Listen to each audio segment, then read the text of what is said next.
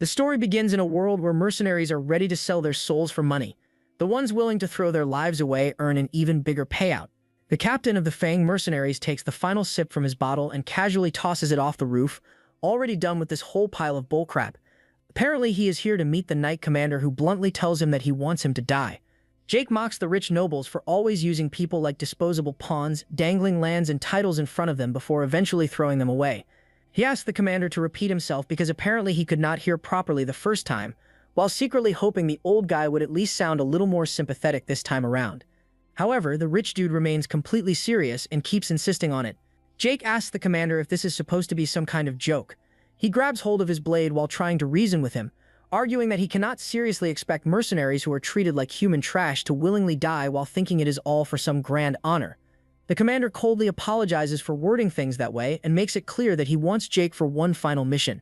He explains how terrible their current situation has become after all the losses they have suffered, and now there is nowhere left to run from the rebel forces whose blades are aimed directly at destroying the Crawford family. Jake lets out a light laugh while arguing that this honestly sounds like the perfect moment for him to pack up and leave instead. He backs up his point by asking how a piece of trash like him is supposed to survive when even the most talented man around is already cornered, clearly referring to the commander himself. While speaking, Jake assumes that the noble probably wants him to scout out an escape route. Just then, the commander finally explains the conditions of this so-called final job. He elaborates that all Jake has to do is stand beside him and hold back the rebels who will attack tomorrow, buying enough time for his lord to escape safely. He even makes things sound easier by saying that Jake's job would end the moment he dies.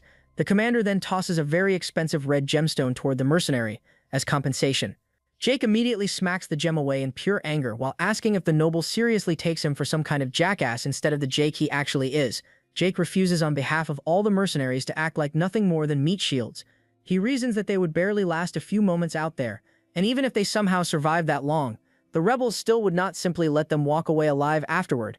The commander reminds our guy that he is not a knight but merely a mercenary, and according to him, the rebels would not waste time chasing people like them down. Jake laughs at the obvious nonsense and reminds the commander how the mercenaries are enemies.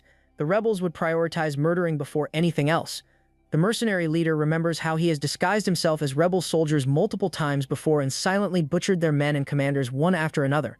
He caused so much panic and trauma among them that the rebels now want to rip the mercenaries apart even before going after the lords they were originally supposed to defeat.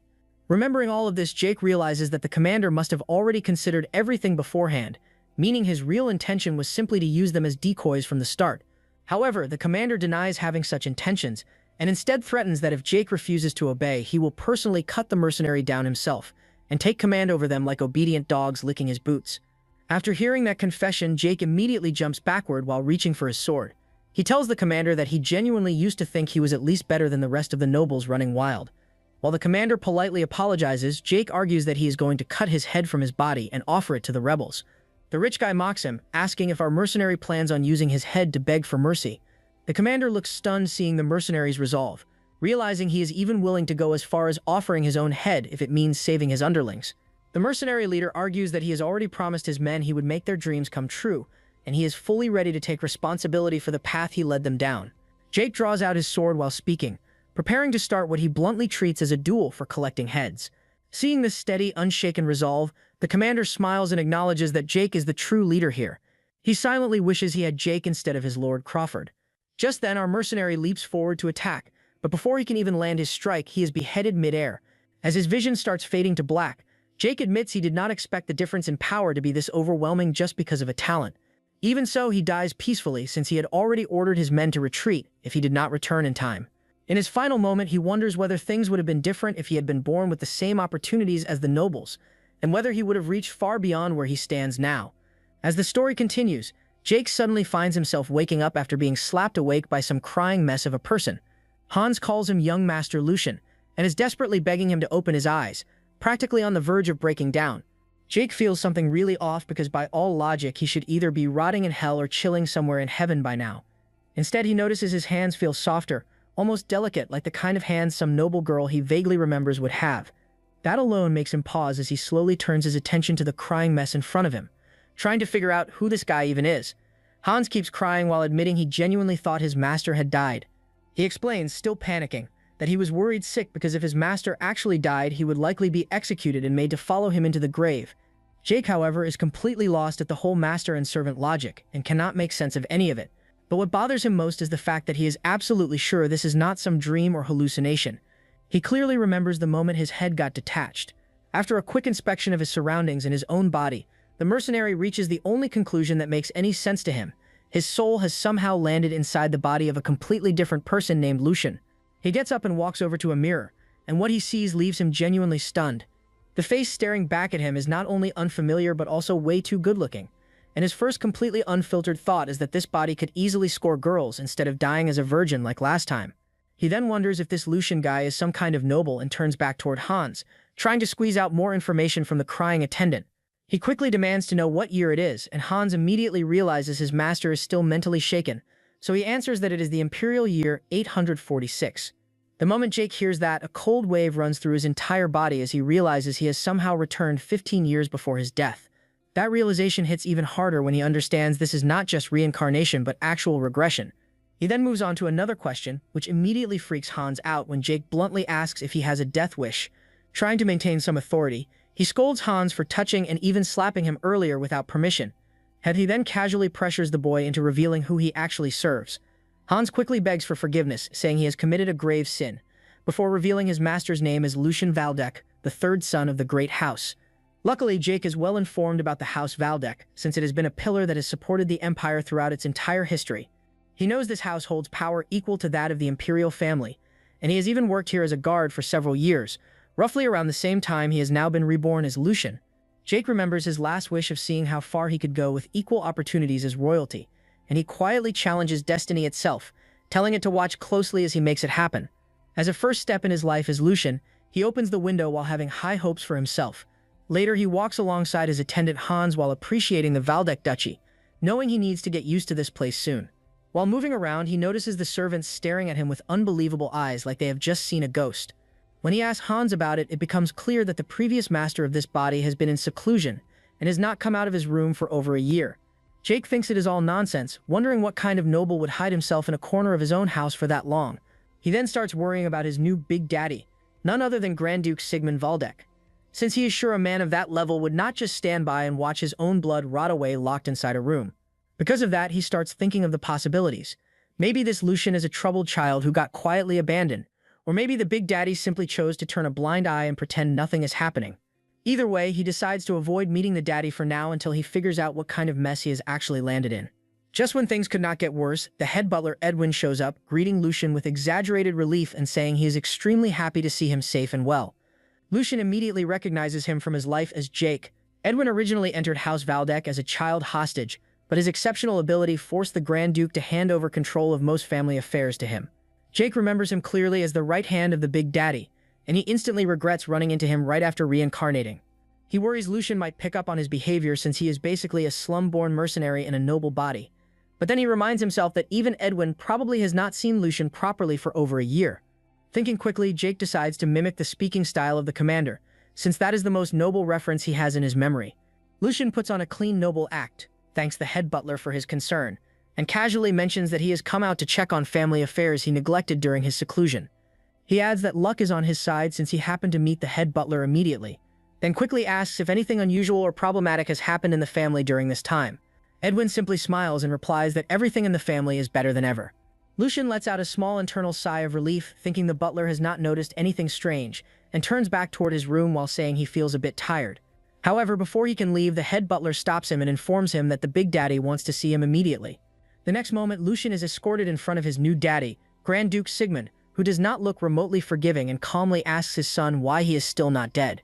The Duke sits firmly after stating his question while our hero tries to figure out the real meaning behind his intentions, so he carefully asks what his father actually means by that.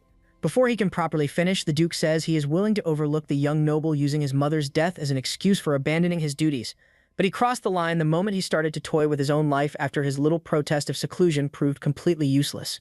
Lucian tries to understand the exact situation he has gotten himself stuck in, and soon realizes that the reason the personal assistant bawled his eyes out earlier was probably far more serious than he first assumed. He attempts to clear up the misunderstanding, but his father cuts him off midway and demands to know what kind of thoughts he has kept locked inside his sick brain all this time. The Duke reasons that the whole attempt of overdosing his weak body with sleeping pills was nothing more than a reckless stunt to gain his attention, Our boy instantly finds himself stuck in a slippery situation and finally starts to remember why he never had any recollection of Lucian from his previous life. He recalls that during his former lifetime he worked as a guard, and during that time the Waldeck family's third son quietly ended up dying.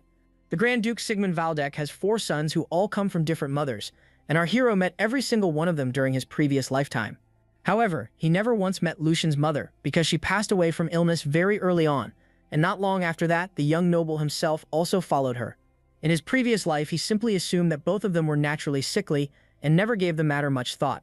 But now he finally understands that the young noble had to endure an unstable position within the family ranks after losing his mother at such a young age. The pressure becomes too much for him to process, so he chooses to overdose on sleeping pills just to force the Duke to notice him for once.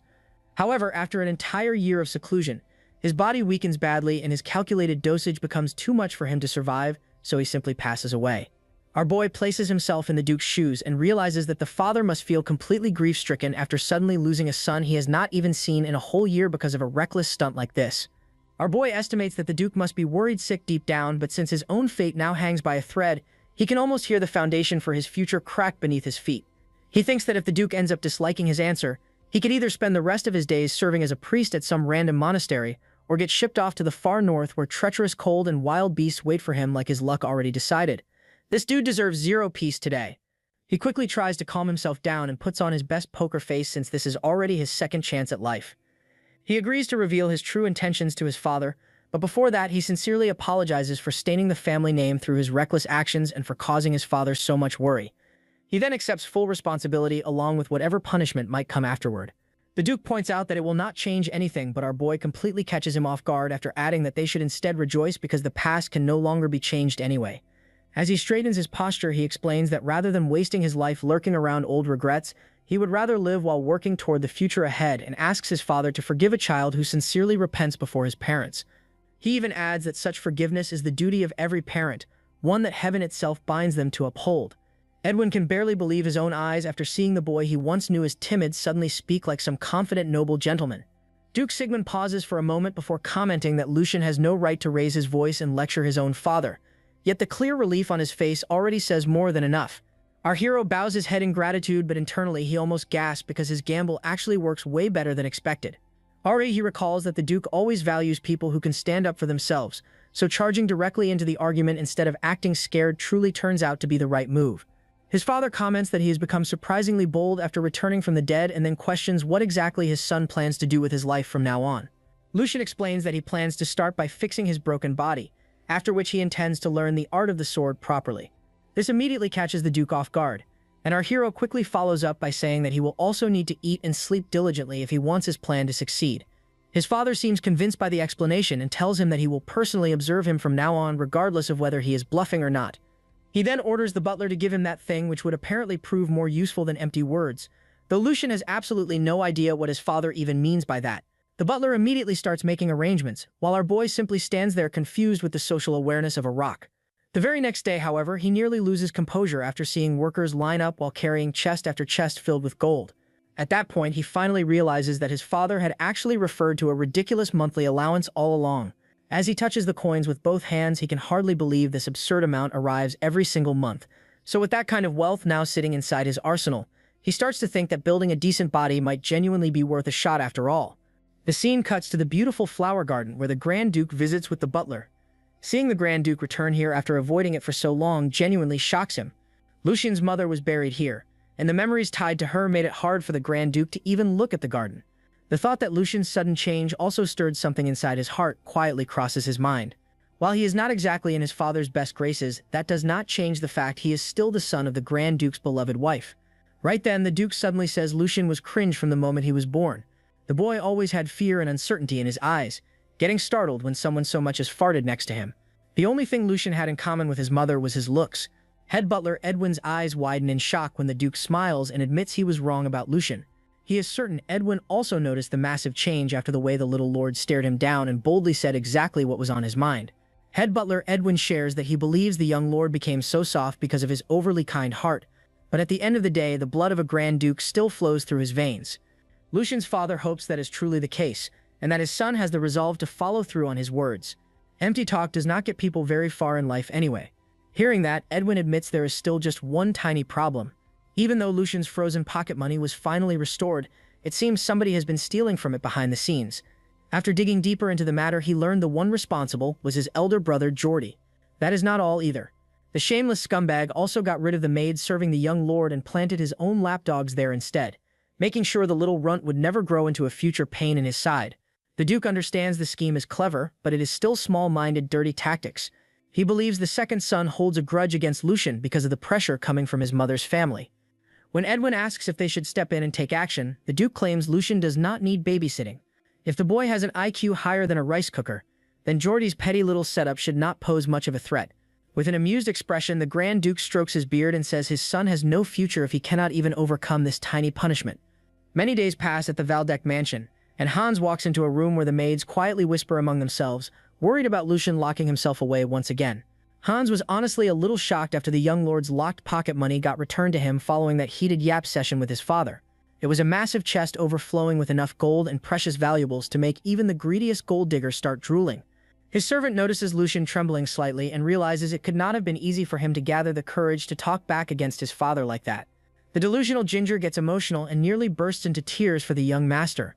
Lucian, on the other hand, is practically getting a raging hard-on while staring at all that money. This was exactly what he needed to finally get his hands on the elixir that could turn a scrawny stick into a monstrous warrior. Later inside his room, Lucian wonders what exactly is going through Hans' mind. Honestly, he is pretty impressed that his servant followed every order to the letter and loyally guarded him the entire time without question. After all, Lucian kept locking himself away while experimenting with strange tools and compounds the poor kid had never even seen before in his life. Insanely expensive materials like moongrass possess mysterious properties because the rare plant only grows beneath moonlight. He practically went broke after ordering Hans to buy every single piece of moongrass available on the market. My guy realizes he probably looks like a psycho devouring money like this, but he alone knows the investment will repay itself more than tenfold within just 1 year. Overflowing with excitement, he flails his arms around and inwardly celebrates that he is going to become the most powerful man alive. For a brief moment, he gains some genuine respect for the massive balls alchemists had. Those lunatics were the ones who gambled away their entire life savings experimenting with moongrass in the first place. But thanks to all their effort, an elixir straight from the heavens was eventually born, and Lucian plans to use it to flip the entire empire upside down. People even charged the alchemists with blasphemy for claiming some magical energy drink that descended from the heavens. When everyone finally learned about the red elixir's absurd effects, public opinion quickly flipped overnight. With that elixir now sitting in his hands, Lucian grins in satisfaction. For centuries, people believed a warrior was born with a fixed limit to their talent. No matter how hard somebody grinds, every fighter eventually hits the physical limit of their own body. Yet simply drinking this elixir could turn even ordinary commoners into competent fighters. The red nectar resting in our young lord's hand is only a rough recreation of the original elixir, but for somebody stuck with a body like his, there is barely anything in the world that could help him more effectively than this. Lucian genuinely believes he lucked out hard. The very first thing destroyed during the era of conflict was the alchemist who created it along with the original recipe itself. Almost nobody remembers the recipe anymore, but thanks to the clues he gathered over many years, our protagonist managed to figure out how to recreate it. He knows full well plenty of reckless bozos attempted their own versions before him, only to drink the mixture and fold from the side effects. Even so, my guy casually chugs the thing down anyway. It is explained that the reason the elixir gives different effects depending on the person is because of mana flow. Lucian's body is special because the mana flow inside him is already smooth. The strangest part, though, is that the mana moves without any resistance at all, and he does not feel even the slightest pain. Feeling the mana circulate through his body as if it is searching for the perfect place to settle, he suddenly reaches a shocking realization. Lucian might actually be a genius when it comes to magic. Meanwhile, Hans waits for our boy outside the door. The moment Lucian steps out, he casually asks if anything happened while he was inside. Hans immediately rushes toward him in tears and asks if he even realizes how long he has been locked away. Since Lucian never answered and nobody allowed him inside, he was terrified something awful had happened. After hearing that, our boy simply smiles. Hans feels like something about him has changed, though he cannot properly explain what it is. Then again, he has been taking care of Lucian since childhood, so he can naturally sense even the slightest difference in him. A body needs proper time and nutrition to grow, so the thing changing at terrifying speed is not his body but what lies inside him. Our boy is convinced all of this is happening because of Lucian's talent. He believes it rivals the monsters who once changed the course of history itself. That makes him certain he can peak ever higher than his previous life. When he tells Hans that everything happened because of him, Bro just stares in confusion over what he is talking about. Our boy then explains that Hans should sell everything he owns and follow him from now on. Together they will reach new heights never seen before. He admits he is actually jealous of Hans because back in his old world, nobles with a heart of gold like him did not exist. A week later, the two of them can be seen wandering through a forest together. Our boy wonders if he really deserves to live such a peaceful life. Compared to his previous life, he barely has to struggle anymore. Thanks to that, he can focus entirely on recovering his condition. Still, there is one thing he absolutely needs to deal with. That is his former self, a guard of the Valdek family called Jake. The captain confirms to our boy that he does not know anyone with that appearance. As for the position our boy used to hold, it's already been filled by a complete stranger. Hearing that, he decides it is probably for the best if they never meet. Deep down, he still does not have the confidence to face the person he used to be. Suddenly, Hans nervously asks if he is seriously planning to enter the training grounds. After all, Lucian once swore he would never step foot near that place again. But bro eyeballs him like he never said anything like that in the first place. After that, Hans explains how much he hated this place because the second prince made his life miserable here and pushed him into swearing he would never come near the training grounds again. Hearing that explanation, Lucian quickly pieces together the situation. Since swordsmanship is a required skill for the Grand Duke's children, the second prince used the training grounds to drill fear deep into the third prince's heart so he would never dare return. So Lucian tells Hans not to worry because all of that is in the past now, and he should simply trust him and follow along. Meanwhile, inside the training grounds, everyone is gossiping about whether the third prince is really coming there. Mustache Man asks the green-haired guy if the rumors are true, and he confirms that the prince actually showed up. He tells him the prince is currently walking around the training hall with his servant. So Mustache Man wonders why the third prince suddenly came back because there is no way he forgot the humiliation he suffered there. But after thinking it over for a moment, he decides this situation might actually be more interesting than expected. He then orders the green-haired guy to report the news to the prince while he makes sure everything is prepared on his end. After taking a full tour around the training grounds, our boy is genuinely impressed by what he sees. The place contains practically every kind of training equipment imaginable along with a massive practice field. He honestly cannot believe a single person is allowed to own something so stacked. Our boy ponders that if they had facilities like this back in his old life, way more people might have survived instead of getting wasted. Suddenly, the mustache clown appears in front of them and, acting like a real pain in the buns, he says he is surprised to see the third prince here. After that, he mocks our boy by saying he still remembers the day he ran away after getting crushed by Lord Geordie. Back then, he looked like a terrified baby sheep bolting from a starving wolf to save his own hide. The man asks if he is still so scared of this place that he even dragged his servant into the so-called Sacred Hall of Warriors for emotional support. Then the blowhard reintroduces himself as Hendrik while giving fake polite greetings. He asks Hans if he remembers him being the one who taught swordsmanship before, because apparently bullying weak kids was the best part of his life after the divorce. He smugly claims he is going to enjoy it just as much this time around. Royal knights are supposed to represent honor and loyalty, and most of them come from noble families. They master martial arts alongside proper etiquette, and once they earn enough merit, they are finally granted the title of knight by their lord. For many of them, that title is the peak of their existence, but at the end of the day, they are still glorified guard dogs, wearing fancy collars and polished armor. Even then, they are expected to show respect toward the lord who gave them wealth, status, and recognition. But Hendrik is nothing like those disciplined knights and acts more like an arrogant bulldog. The owner let off its leash. Lucian figures part of it comes from the third prince's low standing. But the bigger reason is that this clown fully believes his backer will protect him whenever things go south. Personally, our boy thinks a few brutal methods would fix that rotten attitude real quick, but if he actually goes that far, the Duke definitely will not stay quiet. In the end, a knight is still a valuable asset to the family, and punishing one without proper procedure would only add a mountain of annoying problems onto his plate. So Lucian decides this is not the right time to start throwing hands and calmly says that only a fool would avoid the training hall forever because of one bad memory. He tells Hendrik that he came here to learn sword forms. From now on, he plans to visit much more often. Lucian questions if there is anything wrong with someone trying harder after wasting an entire year of their life. Hearing that, Hendrik bursts into loud laughter and says that is the funniest joke he has heard since his divorce. It's far too late for him to learn sword forms.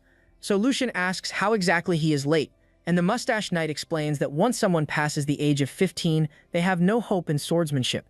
Sword forms are real techniques, and simply practicing them strengthens the body itself, but they only function when the mana paths are open, and according to Hendrik, those paths begin closing at the age of 16. So for a failure like the third prince, these techniques would only drain his stamina. Sword forms without enlightenment are nothing more of a flashy little dance routine when he does it. The mustache knight keeps yapping that becoming a dancer would honestly suit him better anyway. He claims our boy should stop wasting everyone's time and focus on his real talent instead. And if even that fails, he can always spend his days trimming flowers and playing gardener. Every person has a role that fits their sad personality. After that, Hendrik feels pretty satisfied with himself and assumes he has left our boy speechless. The clown even lies about the mana paths closing at 16, but he does not care because his goal was simply to crush the third prince's motivation before it could even start. Lucian suddenly acts nervous and asks if Hendrik is mistaken about the mana paths because he heard they close at 25 instead. He even asks whether the second prince believes the same thing. Hendrik smugly assures him that the second prince absolutely agrees with him, fully convinced he just won the argument and buried the discussion for good. Suddenly, Lucian turns to Hans and loudly says if the second prince truly believes something that stupid, then the Waldeck family is cooked, and he is getting dragged into the disaster with them. He calls them fools who do not even have the basic knowledge of when the mana paths close. They probably threw away countless talented people because of their brain rot assumption. He genuinely cannot believe his older brother is this narrow-minded. Lucian also tells everyone not to stop him because a knight's duty is supposedly to speak the truth. Right after that, our boy blames Hendrik for trying to mislead the son of the Lord with fake information. The guy sweats hard and asks what he is trying to imply. Our boy calmly tells him to forget the whole thing because surely a proud knight of House Waldeck would never stoop to something this petty. Hearing all that, Hendrik finally snaps and decides he needs to teach the third prince a lesson. Meanwhile, our boy thinks this outcome was inevitable because Mustache Man walked into his trap. Then he asks Hendrik if he even realizes how serious this matter actually is. Confused, the guy asks what he is talking about. Lucian says everyone already looks down on him because of his foolish behavior in the past. But if Hendrik and the second prince are truly wasting talented warriors, he cannot ignore something that huge. That kind of stupidity weakens the Waldeck family's military power and damages the security of the entire house. As a member of the Waldeck family, he says he has every right to be appalled by the nonsense. With zero hesitation, Lucian orders the Mustache Knight to prepare himself because he plans to report this directly to the Grand Duke and request formal punishment. Hearing that, Hendrik sweats bullets and wonders how the same timid kid who used to act like a harmless doorstopper suddenly turned into a sharp-fanged wolf capable of tearing people apart. At that moment, the second prince, Jordy, finally arrives and asks what all the commotion is about. Mustache Knight immediately runs to his daddy and promises to explain everything. But before he can even begin, Jordy stops him and tells him that no explanation is necessary. He leans in and whispers in his ear that he already saw the pathetic behavior with his own eyes. He roasts the knight for getting manipulated by a young brat that easily and tells him to save face for now, because otherwise that would only make the second son's position even more troublesome. Meanwhile, Hans is cowering behind our boy and starts yapping that Jordy looks absolutely furious right now. Lucian agrees with the attendant's words and smiles at his brother. Jordy is the second son of the Grand Duke, and unlike the others, the guy is a true noble at heart. There are rumors floating around that he used shady methods to recruit people outside his circle because his influence was constantly overshadowed by the first son. If Jordy finds anyone useful, he immediately tries to rope them into his faction. Our hero then greets his older brother with mock respect, saying that it has been quite a while. He asks how Jordy has been doing lately. However, the elder brother only keeps staring daggers at him. The second son calls him a fool while our boy pretends to be innocent and asks what exactly happened. Jordy reveals that he overheard every single part of Lucian's conversation with Hendrik. He then openly accuses our hero of damaging the reputation of the Waldeck family. Lucian still acts as innocent as a newborn baby and asks what he possibly did wrong. Jordy starts monologuing that it has been a long time since Hendrik retired from the front lines. That is why the old knight forgot how to control his tongue and dared to take the second son's name in vain. However, he decides not to punish the knight, keeping in mind all the sacrifices Hendrik made for the Waldeck family. Giving Lucian a death stare, Jordy roasts our boy that he is nothing like the knight and even ran away from sword training. He then openly declares for everyone to hear that Lucian Waldeck must first learn how to respect knights since they form the backbone of the Waldeck family. Jordy then puts on a massive performance, apologizing to all the knights present there while asking them to show leniency toward his foolish younger brother. He then gets a nasty smile on his face and promises to properly educate his younger brother for all his mistakes. Despite all the provocations, Lucian maintains his composure and actually gets impressed by his brother. Even though his original words were directed only at Hendrik, Jordy twisted the entire situation so it looked like Lucian insulted all the knights at once while also protecting his own image. Taking a deep sigh, Lucian starts by complimenting his brother, which leaves Jordy completely confused. However, our hero continues, saying that even though the matter only involved Hendrik, the second son still did well to scold him for accidentally insulting the Waldeck family. Channeling his inner drama queen, he announces that Jordy even managed to teach him an extremely valuable lesson today. Repeating his earlier words about calling his older brother empty-headed, Lucian claims that he feels ashamed for using such disgraceful language. He loudly declares that his elder brother is incredibly wise for teaching him this lesson today. Jordy is just about ready to blow a fuse while our boy turns toward Hans and asks him to prepare the finest silk parchment so this glorious lesson can be properly documented forever. On the inside, he tells himself that he will use his older brother as a stepping stone to clear his own reputation and establish himself properly. He wants everyone to understand that the old version of the third young master has officially been factory reset out of existence. Coming back to reality, he then asks Geordi for permission to leave since remaining here any longer would only create more chaos. That instantly ticks the second son off, who demands to know who gave him the audacity to even think about leaving after causing all this trouble. Lucian then calmly reminds him that their father is watching them closely right now. Even though he personally has nothing left to lose, his older brother could still suffer severe consequences from acting recklessly. That immediately shuts Geordi up, and our hero takes the silence as approval to leave. Throwing an arm around Hans, he tells him that it is finally time to leave and immediately books it out of there at full speed. Meanwhile, Hendrik finds his voice and asks if it is truly alright to let them leave like this. However, he instantly shuts up again the moment he sees the terrifying look on Geordi's face. Coming back to our hero, Hans nervously asks if things will really be alright after leaving matters like this, especially considering Geordi's personality. The attendant is convinced that the second son will definitely seek revenge later on. The poor kid is terrified that he might get dragged away by that scary knight someday, but our boy simply tells him to relax for now. On the inside, he realizes there is truth behind those fears, since he personally experienced something similar before. Whenever a useless superior starts getting arrogant, it is usually the people working under him that suffer the consequences the hardest. Putting on a confident smile, he reassures Hans that a mere knight would never dare cross the line, especially while he is around. He then apologizes and says that Hans must have suffered a lot back then. Whenever a lord starts acting like a spoiled brat, the followers around him are usually the ones forced to pay the price. Though it must have been even harder for Hans since he serves as his personal attendant. Lucian then promises with complete confidence that from now on, he will never allow his own actions to negatively affect the people around him ever again. His people will never be looked down upon, nor will they have to live in fear of others anymore. Moving forward to the next day, our hero paces through the hallway of his mansion. In his mind, he wonders why things are so peaceful because he knows Geordi is not the type to forgive and forget. Clutching a page tightly in his hand, he declares that his suspicions were completely right. He then announces that he has been waiting for this day to come for a very long time. Even Hans is completely fired up and tells his master that they absolutely need to take action immediately. Our boy asks Hans if he is ready, and the attendant looks like he is about to crash out on somebody. He then shouts out loud, wondering who the hell Geordi thinks he is for messing with both his allowance and Hans's salary. The entire mess started when he received his monthly budget report. Our hero was already fantasizing about stocking up on supplies and enjoying that sweet extra moonlight funded by Daddy's wallet. He had been waiting for his account to finally receive divine blessings again. But the moment he opened the paper, his happiness instantly evaporated into thin air. He stares at the document in complete confusion, unable to process what he is even reading. In short, both his allowance and Hans's salary had been severely reduced. The second son used the head maid he planted inside Lucian's household to quietly redirect the funds straight into his own pockets. Even though fraud involving nobles could easily earn someone a hanging sentence, this was only possible because Lucian's household had become vulnerable. After his mother passed away, he originally entrusted the finances to his former head maid Dana, who remained loyal to him. But eventually, the old head maid got replaced by a little gremlin in disguise. Coming back to reality, Jenny introduces herself as the new head maid. She explains that she wanted to greet him earlier after getting appointed. However, the young master apparently never left his room. She then throws shade at him, asking if his brooding arc is finally over. Hans immediately gets offended and tells her to remember that she is standing before the young master. However, our boy tells him to calm down since technically she is not wrong. Lucian then skips straight to the important part and asks whether she was the one who drafted the new budget report.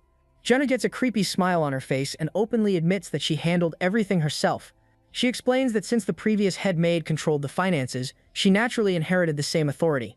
The little gremlin then immediately tries twisting the situation around and accuses Lucian of interrogating her for simply doing her duties properly. She continues yapping that the young master should have handled these matters himself in the first place. Our boy already expected this excuse because the previous Lucian was basically useless at managing anything. He lets the comment slide for now but points out that something still feels extremely suspicious. He confirms that most of the funds were redirected toward increasing servant salaries, which makes sense since the staff suffered because of his incompetence.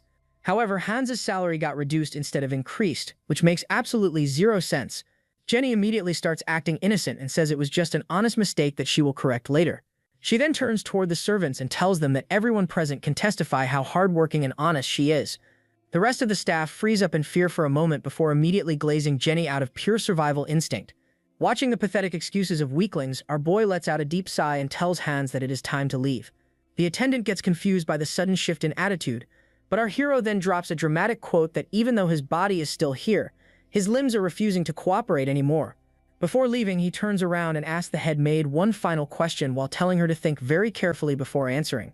Looking over his shoulder, Lucian asks which master she is actually supposed to serve inside this household. The gremlin remains smug as ever and says that she will ask Jordy for advice regarding the matter. It is common knowledge that once a wound becomes infected, it must be cut out for the body to survive. Right now, Lucian feels like his own heart is starting to rot away. The scene then shifts toward a shady underground bar. Hans looks completely confused and asks why they came here when they were supposedly looking for a place to fish. Before the attendant can keep talking, his attention immediately shifts toward the brutal fight happening in front of him. The two fighters are going all out, exchanging blow after blow while the crowd screams like they just discovered caffeine for the first time. The young master smiles and tells Hans that this is exactly the type of place where they can catch a massive fish. The bartender warns the two children to leave immediately since this is no place for kids. However, our boy casually drops a heavy pouch of coins onto the counter and asks when gambling suddenly became this complicated. Removing his hood, he looks directly at the bartender and asks if he is really sure that he does not want new customers after all. Lucian then has a flashback about the little gremlin but quickly reminds himself why he still has not taken any action yet. First of all, the girl is not some ordinary servant. She is the daughter of the nanny who personally raised Jordy ever since he was a child. Because of that connection, he cannot make any reckless moves without facing heavy consequences afterward. The even bigger issue is the chain of command inside his own household regarding who the servants actually follow. Since the entire situation is messy right now, he needs an absolute solution instead of half measures. He eventually realizes there is no way the Grand Duke is unaware of all this, meaning this whole situation is most likely a test that he needs to pass himself. Taking a seat at the gambling table, he tells himself that he first has to prove his worth to his father. Lucian then picks up a deck of cards and starts shuffling them around like a professional dealer. He figures there is no harm in making some extra money while thinking up a proper solution. Sometime later, a huge crowd gathers around our boy as everyone watches in disbelief, while he keeps winning game after game non-stop. The opponent sitting across from him finally gives up after realizing he has absolutely zero chance of winning. Lucian taunts the poor guy that things were just starting to get interesting and asks him to stay a little longer. Meanwhile, Hans is completely flabbergasted and wonders where in the world the young master even learned how to play cards this well. Flexing the pile of money he won, Lucian casually asks if there is anyone else brave enough to step forward next. On the inside, he thinks that after suffering losses this huge, the real owner of the place should definitely show up soon. Right on cue, the doors suddenly slam open as an unknown figure slowly walks inside. The man smiles politely and apologizes for failing to recognize such an important guest sooner. He introduces himself as Hugo, the manager of this rundown establishment. The large man snaps his fingers and the workers immediately spring into action, slowly escorting all the other customers outside. Hugo explains that the guests might get angry later on, but that is only a small price to pay. He wants the young master to properly enjoy his visit without distractions. Lucian is impressed that the man recognized him so quickly, but then again, those instincts are necessary if someone wants to survive while running a place like this. Hugo apologizes once more. However, our hero brushes the matter aside completely. The manager admits that he was shocked seeing someone dominate the tables this one-sidedly. He then offers to personally play against the young master, which Lucian finds pretty amusing.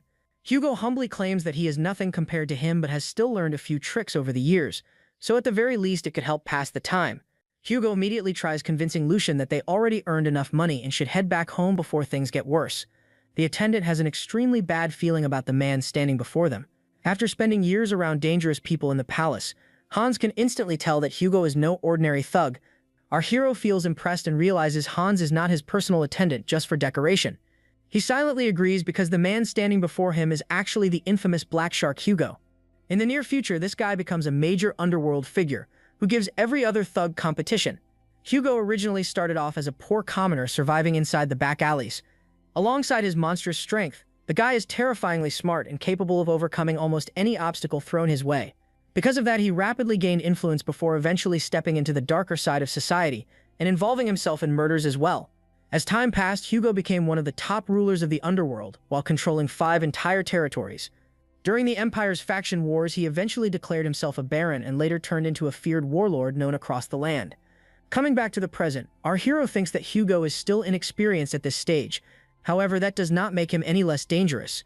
Lucian then smiles and tells himself that this is exactly why he came here in the first place, to catch this black shark before anyone else could.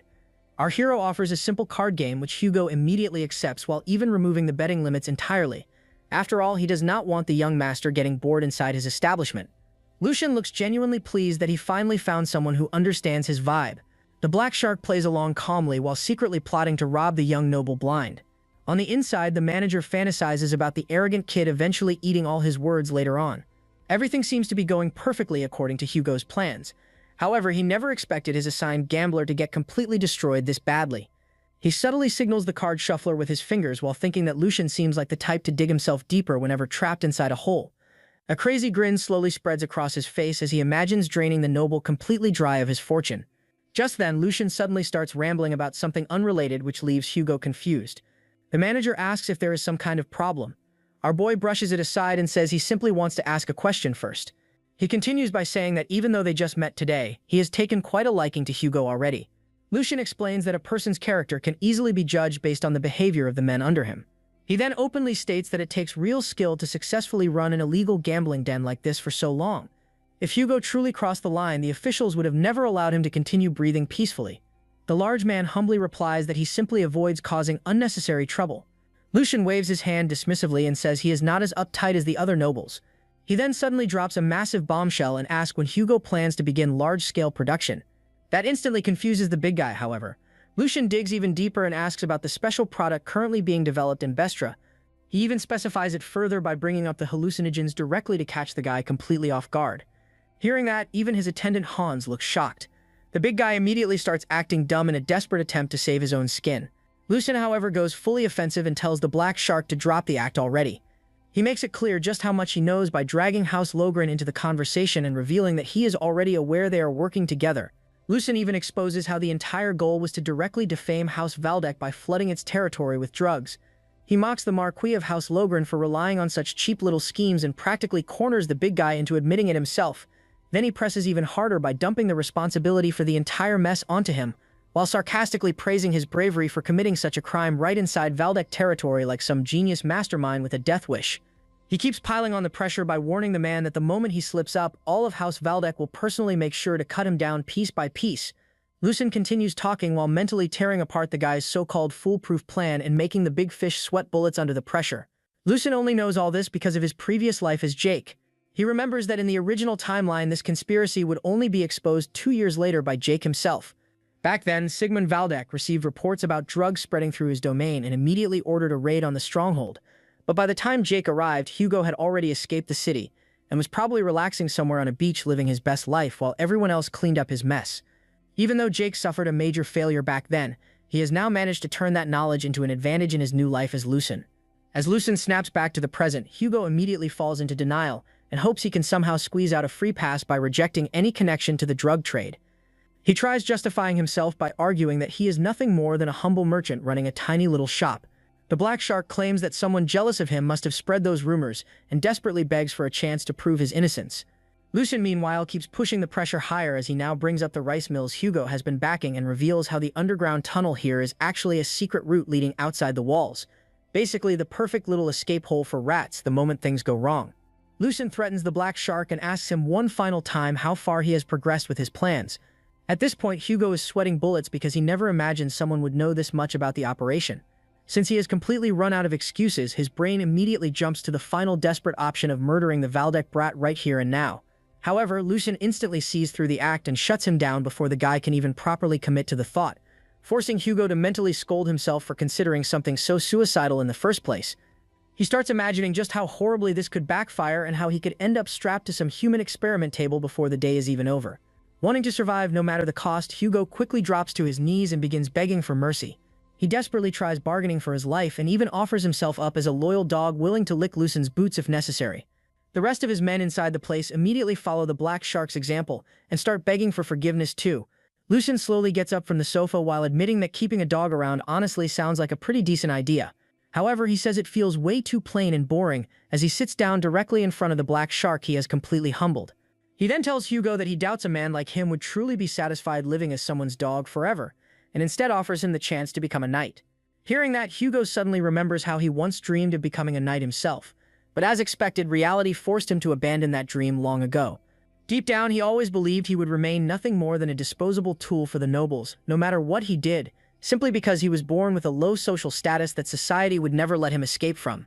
So when the man finally sees a door opening in his miserable life, he refuses to let the opportunity slip away, even if it turns out to be some kind of gimmick. He immediately presses his nose against the ground and asks whether something like this is truly possible for a lowborn like him. Seeing that level of resolve, our hero swears on both his own name and the Valdek family name that some trivial nonsense like social class will never stand in his way again. Lucian stretches his hand toward the guy and tells him to choose living as an actual human for once instead of staying a disposable tool for others to abuse whenever convenient. The story then shifts a few days later, where Lord Lucian is introducing Hugo to the maids while proudly stating that he is a capable talent personally recruited by him. He tells the big guy to introduce himself, and Hugo looks more excited than he has probably ever been in his entire life as he respectfully says he hopes to receive guidance from his seniors. After the introductions finish, Lord Lucian orders the maids to call over the head maid. The other maids immediately get nervous and ask if that is really necessary. Our hero calmly explains that he simply wants her informed, since he would rather avoid getting scolded later by the busy head maid. Lucian carefully watches the reactions of everyone there, and it perfectly confirms just how deeply the corruption inside this place has spread. In the eyes of these maids, Lucian was basically a rotten potato, or honestly more like a rotten tomato left outside for too long. Because of that, he now decides it is time to teach them a proper lesson. One of the senior maids nervously steps forward and explains that they do not want to do this because the head maid is closely connected to Lord Geordie. Just then, the rest of them start panicking as well and loudly insist that nobody wants to go against Lord Geordie at all. Hearing all these lame excuses, Hans suddenly shouts out loud and asks the servants if they have forgotten who their actual master is. Just as the poor guy looks 1 second away from crying under the pressure, Hugo steps forward and tells him to leave this matter to him. He then walks up to his lord and respectfully asks for permission to use some unsightly methods to force loyalty into these scumbags. Lucian quietly feels proud that his years as Jake were not wasted and that he recruited the Black Shark at the perfect timing. If the drug business had progressed further, he would never have gained this much control over the guy. Our lord calmly tells Hugo to do whatever he wants but warns him not to hold back halfway through. The big guy then stands right in front of one of the male servants who looks so terrified he might actually wet himself at any second now. The servant realizes Hugo is more than twice his size, but he still desperately hopes he can somehow scare off what he considers some back-alley thug. The servant nervously argues that Hugo is getting himself into trouble without understanding how things work inside House Valdek, but his luck had already expired the moment he opened his mouth. Hugo instantly smashes him across the face, sending the guy flying into the floor while several teeth scatter out like his soul briefly tried escaping too. The other maids immediately protest, yelling about how some lowly trash dared to lay hands on them, but the big guy shows absolutely no fear and bluntly tells them he specializes in disciplining ungrateful people. A moment later, the head maid is practically dragged into the room by the other maids because she refused to come on her own. She keeps shouting at them to let go of her, but the maids desperately tell her to shut up since she has no idea how bad the situation already is. Then, right in front of Lord Lucian, she notices the other servants trembling in fear like they are attending their own funeral. When Maid Jenny finally shows up, Lucian lightly waves at her while explaining that he only asked the others to bring her here. But apparently the maids got way too enthusiastic and practically dragged her across the estate like she owed them money. Jenny keeps screaming at our lord while threatening that Lord Geordie is absolutely going to punish him for this later. Some of the maids desperately try calming her down and tell her to behave properly if she wants to leave without punishment. But Lucian clearly has no intention of letting things end that peacefully. Holding the whip in his hand, he calmly tells Jenny that she should scream as much as she wants today because this is going to be the very day she dies. Our hero thinks to himself that executions have always served as one of the best warning methods since ancient times, especially because they come with clear justification and an obvious target.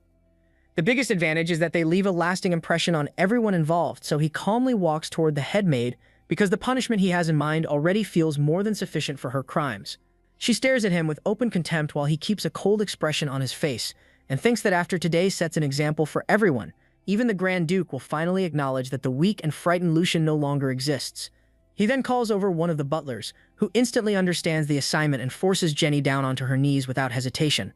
As our boy approaches her with a whip in hand, she hurriedly warns him to be careful because if he dares to even touch her, then Lord Geordie will absolutely seek revenge afterward. She quickly adds that her mother served as Lord Geordie's wet nurse, which technically makes her the Lord's milk sibling and someone far above ordinary servants.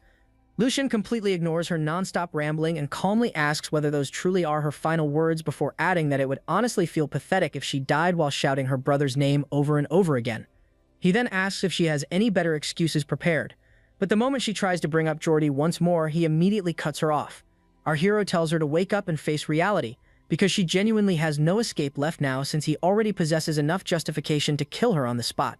He then lists all of her crimes one by one, including insulting a noble, neglecting her duties, embezzling funds, and encouraging the other workers to turn against him. He reminds her of her actual place because she clearly seems to believe that becoming Lord Geordie's milk sibling somehow raises her social standing, and he coldly points out that even Geordie himself cannot do much about the current situation either. The worst Geordie could realistically do is beat the young master a few times, but even that would become difficult if their father decided to interfere. Lucien then lays bare the harsh reality that the Duke would probably reward him for properly dealing with a rebellious servant instead.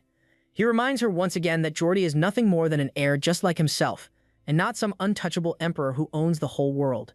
He declares that he already gave her a chance earlier, but she stubbornly dragged herself into this outcome with her own actions, after which she immediately starts trembling and begging for mercy.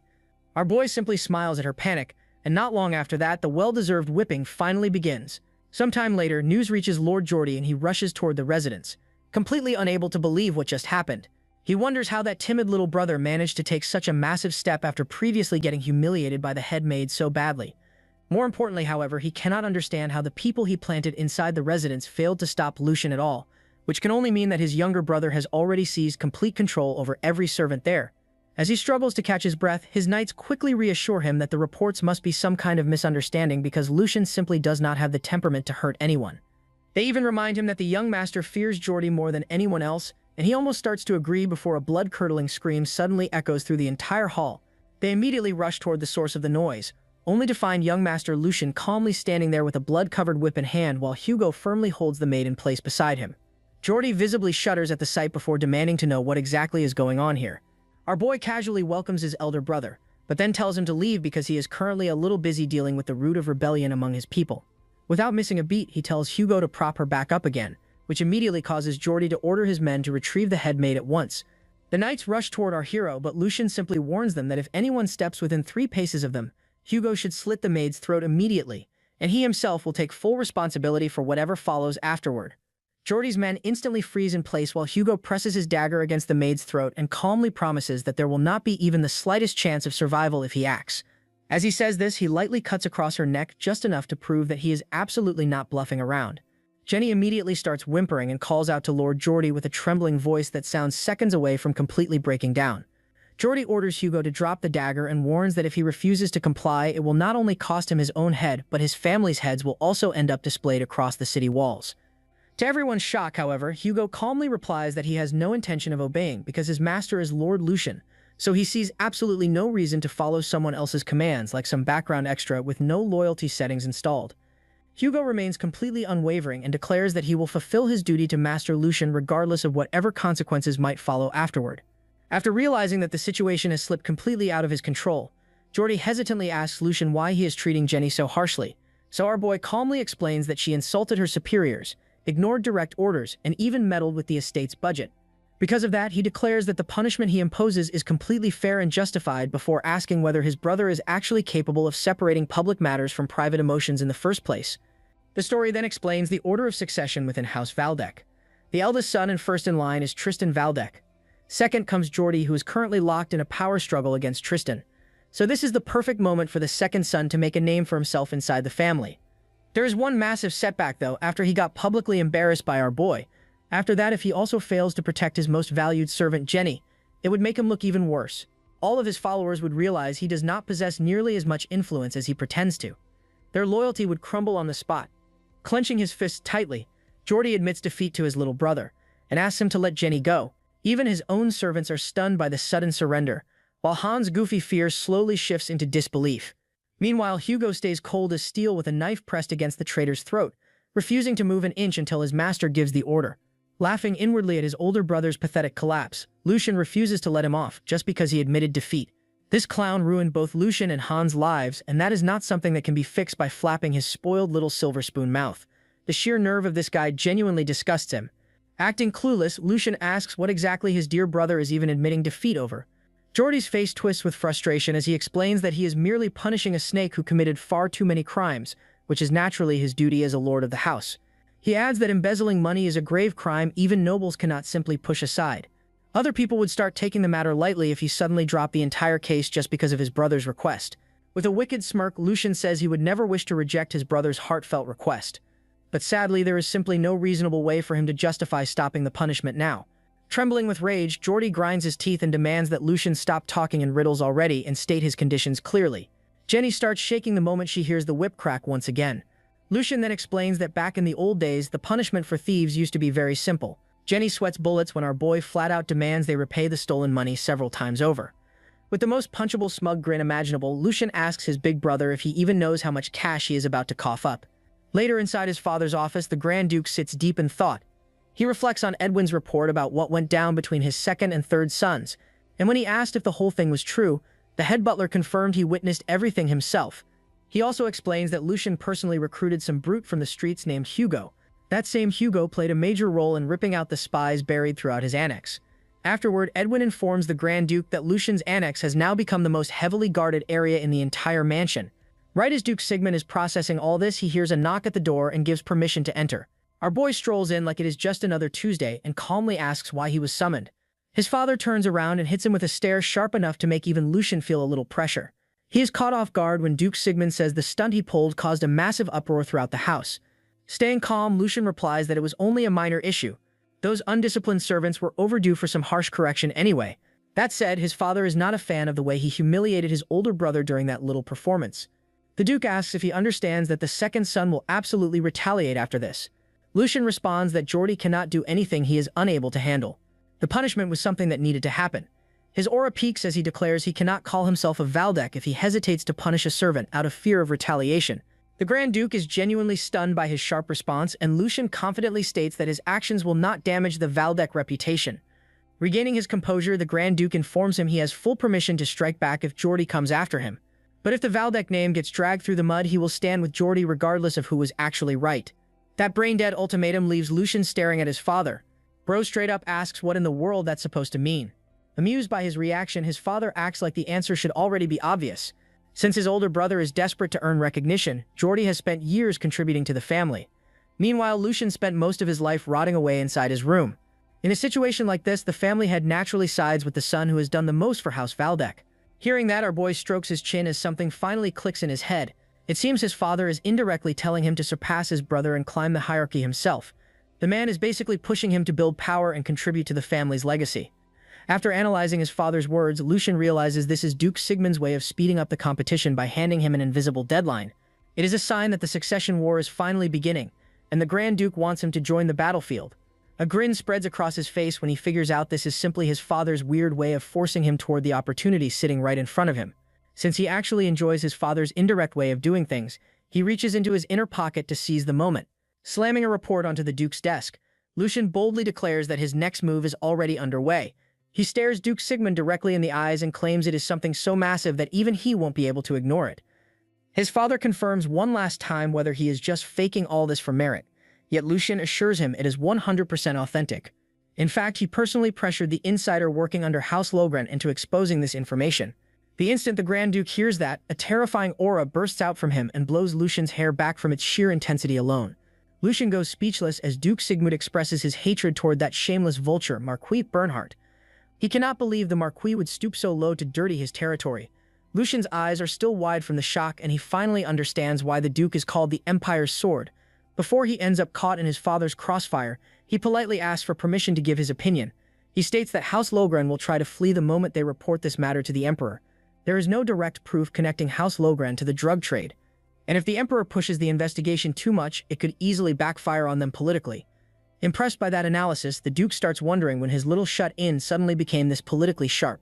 Stroking his smooth, beardless chin, the young master says they would probably escape with nothing more than a slap on the wrist. So the smarter move is to hit them with a massive counterplay. House Logren will regret for years. That calms the Duke's anger for the moment.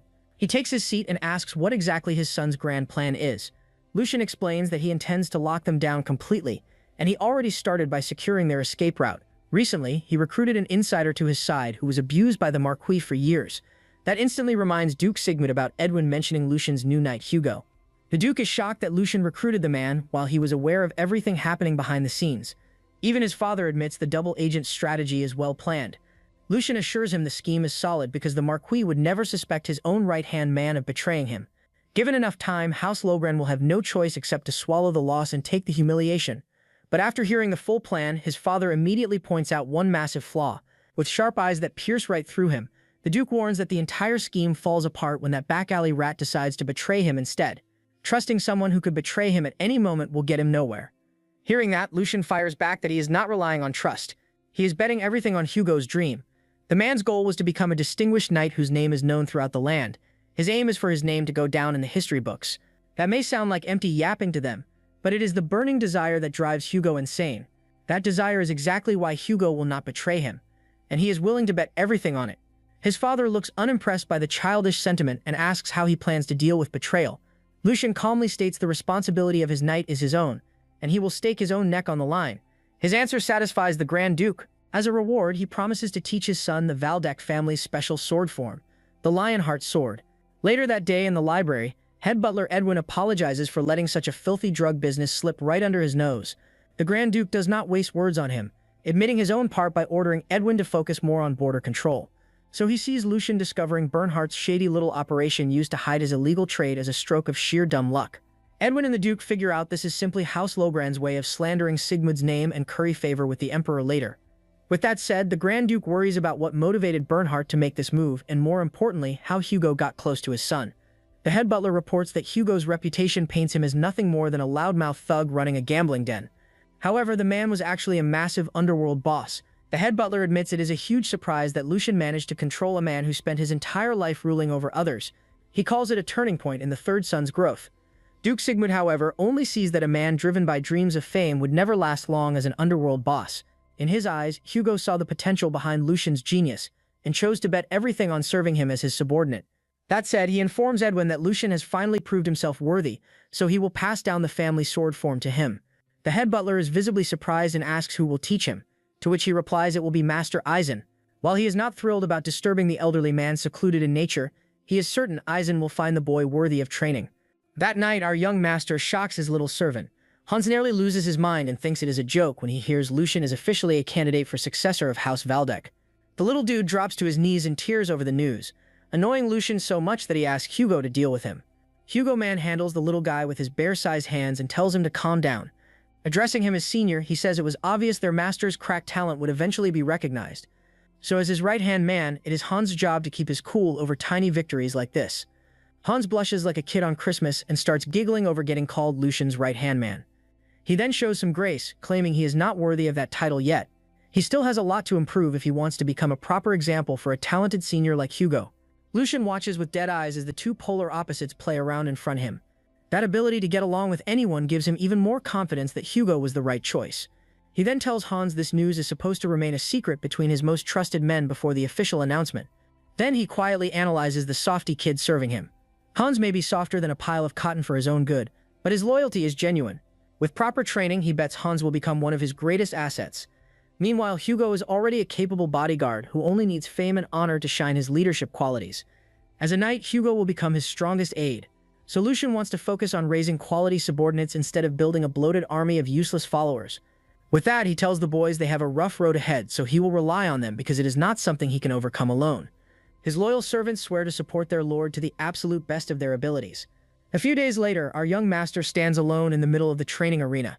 He flashes back to the days when he wandered entire continents searching for one thing. He searched for sword forms that are powerful enough to raise a swordsman's skill to levels never seen before. Even among those, the advanced sword forms were cracked. Yet after hunting for them like a starving dog his entire life, he never even got the mid-tier ones.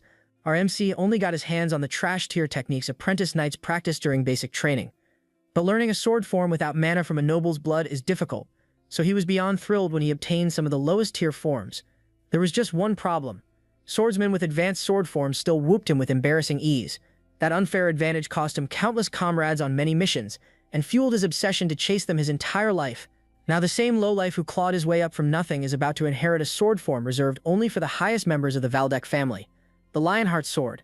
Dripped out in his red training suit, he is way too fired up, so Lucian takes a deep breath to calm himself down. He arrived earlier than the official time because he simply could not hold back his excitement. Deciding to calm his thoughts through meditation, he takes a seat and reflects on the cracked luck of this new game plus life. Through a cross-shaped hole in the wall, a figure silently watches him for a moment. Seeing him remain still as a statue for so long, Master Eisen is impressed by his patience. The old master wonders if this is truly the same floppy little pancake from before. He is the complete opposite of his old weak self with a peaceful yet sharp aura. The sight reminds Eisen of last night when Duke Sigmund requested that he teach his third son. The failed father admitted he had almost given up on the boy, but his sudden change was fascinating. His growth might even be enough to wake up Master Eisen's rusty old heart. If the Grand Duke speaks this highly of the kid, Master Eisen believes the boy must have changed greatly. Hearing that, the Duke says it is not just a simple change. and the boy's entire mindset has become a mystery, and Aizen will understand once he meets Lucian himself. Waiting to see how the boy will surprise him, Master Aizen grins with anticipation. Eisenbrenner is known as a sword saint who has long surpassed the normal limits of circulation and reached what is called true awakening. Even among ancient legends of the Empire, beings like him are extremely rare, and even ordinary swordsmen treat them like walking disasters wrapped in human form. So when Lucian steps into the training hall, he almost cannot believe he is standing in front of someone of that level. Aizen greets him by mentioning that he has not seen him much since his birthday, and then informs him that he will be the one tutoring him from now on. Lucian had already received a heads-up from his attendant that a veteran knight from House Valdek would be teaching him sword forms, but nobody bothered to mention that it would be a sword saint. Lucian responds by slightly bowing in a respectful manner to acknowledge his teacher. Seeing this, the sword saint lightly remarks that he should not be bowing so easily since he is still a candidate for the future leadership. Lucian, however, handles it smoothly, calmly explaining that basic courtesy is something he cannot afford to neglect, especially in front of someone like him. He tells the old man how much he genuinely respects him, which ends up making the old geezer slightly flustered despite his tough exterior. Without wasting time, the old geezer immediately starts the training, and the first order he gives is simple: run laps around the training ground. The third young master does not question it even once, instantly getting into position and asking only for confirmation to begin. Before he can actually move, he gets stopped, as the old geezer suddenly asks if he does not have even a single question, like how long he is supposed to run, or why he is running in the first place. Lucian, however, had already prepared for this moment to secure the old man's favor. He replies that of course he was curious, but he fully trusts his master's judgment and believes there must be a meaningful reason behind the order. He adds that a disciple should not waste time questioning every instruction and should simply follow with trust. The old-timer is visibly impressed, even more than he was with any of the other siblings he has trained before. At this point, he finally understands what the Grand Duke meant, and without saying much else, he lets the boy start running without further explanation. Lucian immediately begins running like crazy. While he runs, he thinks to himself that the real reason he obeyed without asking questions was not blind faith at all, but because he had already figured out the purpose behind this test. He realizes this is clearly meant to judge his potential and mindset under pressure. The reason he picked up on it so quickly is because he used to run similar evaluation tests himself back when he was a mercenary commander recruiting new members. He knows exactly how much can be learned just by observing how rookies react under simple pressure like this. In his mind, he confirms that he has already proven his mental sharpness, and now only two things remain to be tested: endurance and tenacity. With that thought, he decides to keep running until his body gives out. An hour passes, yet he does not collapse, and not even a single drop of sweat shows on his body. Even Lucian is slightly shocked by this unexpected result, since he does not feel tired at all. In fact, the more he runs, the lighter his body starts to feel. He cannot believe that something as simple as low-quality mass-produced nectar used during recovery could have changed his body this much, especially since the only exercise he has done since awakening was just basic walking. Even the old-timer is completely stunned, since he was not expecting to witness this level of physical performance today. To him, everything defies logic because there is not a single drop of sweat, and the boy's breathing still remains calm and steady, like a tranquil lake with no ripples. In his eyes, this is the kind of condition that only knights who have refined their mana for years would normally reach. He even starts wondering if there was more to that so-called yoga he had seen the boy doing earlier before arriving here. He finally calls off the running and asks the boy directly if that morning activity was actually a form of circulation rather than some meaningless yoga from a storybook. The young master calmly admits that it was indeed circulation he was practicing, which only makes the old geezer even more excited and visibly impressed. The sword saint then requests permission to physically examine the boy's condition and tells him to remain still even if he feels something unusual. The moment the old-timer holds the boy's hand, his expression completely freezes, because he never expected to find someone who has already reached the pinnacle of circulation at such a young age, something even comparable to himself. Even more shocking to him is the fact that the boy seems to have surpassed him in certain aspects, as if he is already forging an entirely new path that the old-timer himself had never even considered possible. The sword saint slowly removes his hand and asks how long it has been. Our hero looks up at him in confusion, so Aizen rephrases the question, asking when did he reach the end of his mana circulation. Lucian still acts clueless, but the old man explains that he just examined the flow of mana inside his body. He reveals that the young master's mana purity is clearer than fresh spring water. Moreover, like a perfectly tuned German car, his mana core operates at maximum efficiency. Aizen concludes that only a tiny handful of people could ever reach such a level of enlightenment. Lucian smiles inwardly and thinks that his suspicions from the start were correct. If what is happening is real, then there is no point hiding it anymore. Our hero has countless questions about his condition, and only someone like the Sword Saint can answer them.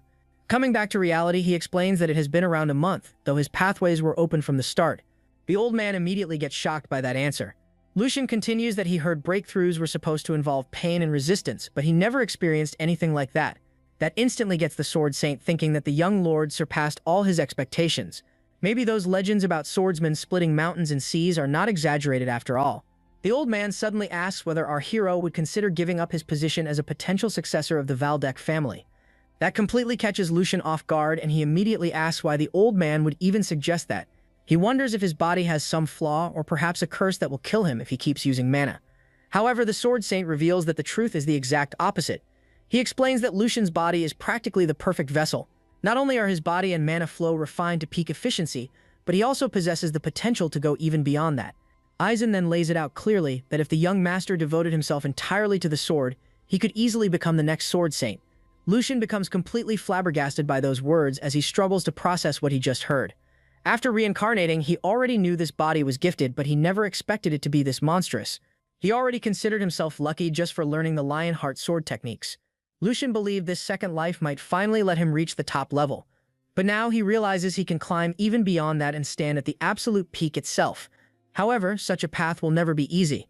Lucian asks if the old man is telling him to choose his future since he cannot pursue both paths at once. Aizen confirms that this is indeed the case and explains that he himself simply does not have enough time left. Thanks to circulation power, he can still move around like he is in prime, but age is catching up to him regardless. Because of that, even passing down all his knowledge and skills seems nearly impossible now.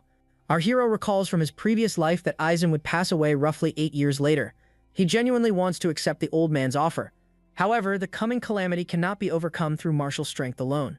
The people who survived that disaster were those who possessed legitimacy. Even after longing for this chance his entire life, Lucian directly declines the Sword Saint's proposal, because he wishes to remain a Valdec until the very end. He apologizes since the Sword Saint's status stands far above the Valdecs themselves, but he still cannot abandon his position. Aizen simply smiles and apologizes as well for placing such a burden on someone so young. He admits that he wasted too much of his youth ignoring this matter, and has now become a greedy old man. Like all humans, he wished to leave behind his mark upon the world through the young master. Lucian remains silent for a few moments before suddenly calling out to the Sword Saint. He asks what the old man would do if there was another person who possessed talent equal to his own. Meanwhile, the scene shifts toward one of his brothers. The young lord rides his horse expertly while jumping over obstacles when a man with a giant pot belly suddenly runs toward him carrying news about our hero. Joshua immediately pulls back his horse just before trampling the potato-shaped man into the dirt. He asks if those ridiculous rumors are actually true. Running a hand through his hair, Joshua cannot believe he now has to deal with another candidate for the future head position of the Valdec family. The butler confirms the rumors and reveals that Lucian is currently training under the Sword Saint himself. That instantly ticks Joshua off as he starts ranting that competing against his other two brothers was already difficult enough. Now even the so-called neutral faction is starting to move. Throwing his towel onto the ground, he completely loses it and wonders why the weak brother could not just stay locked inside his room forever. The butler tries calming him down, but Joshua immediately fires back, asking how anyone could remain calm in this situation. He is already annoyed that he has to call Lucian his elder brother despite them being born only months apart. And now he has to deal with this. Biting his thumb, Joshua pushes his brain into maximum overthinking mode before his eyes suddenly widen. Calmly, he states that since Lucian started sword training, he will naturally need a sparring partner. He orders the butler to prepare 2 real sharp swords instead of cheap wooden practice blades. With a nasty smile spreading across his face, Joshua tells himself that he simply needs to remind Lucian that their power dynamic has not changed at all. Coming back to our hero, he asks the Sword Saint what he would do if he found someone equally capable. Although it might take some time to locate that person, they would surely make up for that delay. He promises that the person would be able to leave a mark on the Sword Saint even 100 years from now.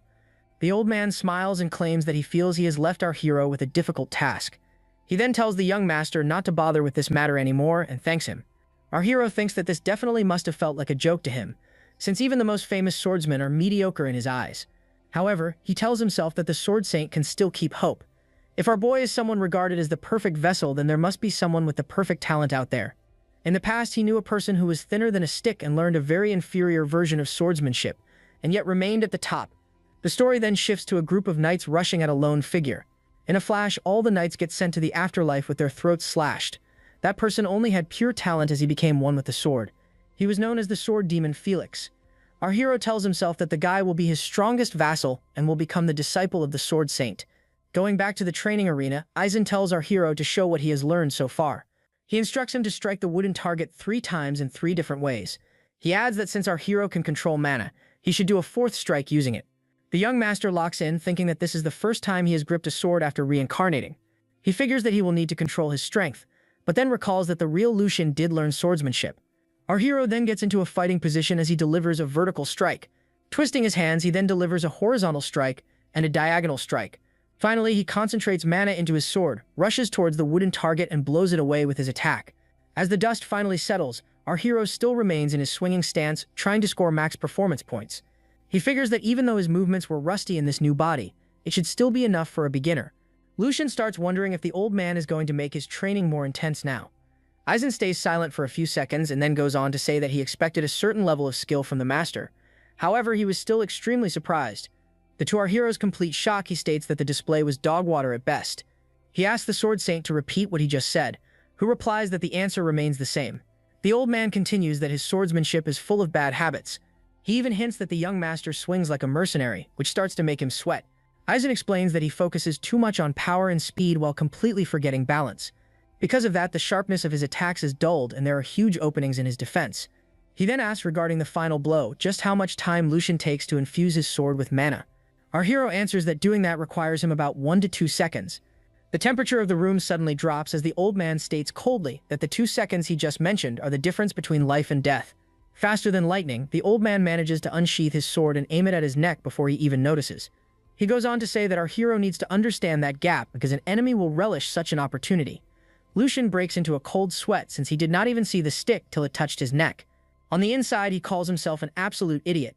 He already lost his head once before to a noble, yet he was still acting all high and mighty. Standing at attention, he swears that he will correct his bad habits as well as his mindset. The old man smiles and says that even a gifted body is not absolute. There is no way he can overpower an experienced mana user with just physical force. If the body cannot withstand its supply of mana, then it starts to leak, which leads to openings that can prove fatal. In order to become one with the blade, the external and internal forces must harmonize with each other, thus leading to prazikas. Aizen then demonstrates as he swings his sword lightning fast at another wooden target. At first, nothing seems to happen, but then the entire statue explodes into tiny bits. Putting his sword back into an imaginary sheath, he tells our hero that this is the path he needs to take to become stronger. A few days later at the training hall, the young master spars against the Sword Saint Aizen as part of his training routine. The Sword Saint calmly tells him that mana flow must never break while effortlessly blocking every single attack without even flinching once. He explains to Lucian that just as constant practice sharpens a swordsman's movements, he must also polish his mana control until it starts to feel as natural as breathing itself. Lucian struggles to break through his defenses no matter how hard he pushes, and Aizen explains that he must reinforce his entire body with mana while still keeping part of that power in reserve, so it can be redirected elsewhere whenever necessary. The lesson, according to Aizen, is that mana must be used at the exact right place and precise moment, and he immediately proves this point after casually parrying one of our hero's sudden attacks and sending him flying backward. The Sword Saint explains that only after balancing all these elements together in perfect harmony will he finally begin to understand the true way of the sword. The young master barely regains his footing and already looks completely exhausted, while Master Aizen simply smiles and coats his sword with mana. He then tells Lucian to put everything he has learned so far into practice by attempting to defend himself against the next strike properly. Our hero quickly takes his stance while the Sword Saint casually warns him that they will now raise the stakes a little. In the next instant, Aizen vanishes so quickly that only an afterimage remains behind, while his voice echoes through the hall that the young master must first calculate the enemy's speed and trajectory before responding with the precise amount of force necessary to counter it. The Sword Saint suddenly appears right in front of Lucian with a vertical slash already prepared. At that moment, our hero finally pieces together that the true core behind Sir Aizen's teachings lies in becoming one with nature itself, much like the endless flow of water. Through this harmony, a swordsman can bridge flaws in technique while minimizing wasted energy and still release overwhelming power at maximum efficiency. Determined to move forward, he channels mana into his sword and raises it to block the incoming strike. The entire training hall instantly erupts with brilliant light and the deafening sound of both attacks colliding head-on. The two swords clash together alongside their mana, and while Sword Saint Aizen remains completely calm, Lucian pushes himself with everything he has left. Then suddenly, Aizen pulls his sword back and calmly declares the training session over, before advising our hero to engrave the sensations he experienced today deep into his soul. According to him, that alone would already be enough to raise Lucian into the ranks of a first-class swordsman, and our boy can only answer the praise with a tired laugh before collapsing flat onto the floor from pure exhaustion. He then looks up at the Sword Saint and sincerely thanks him for the lesson.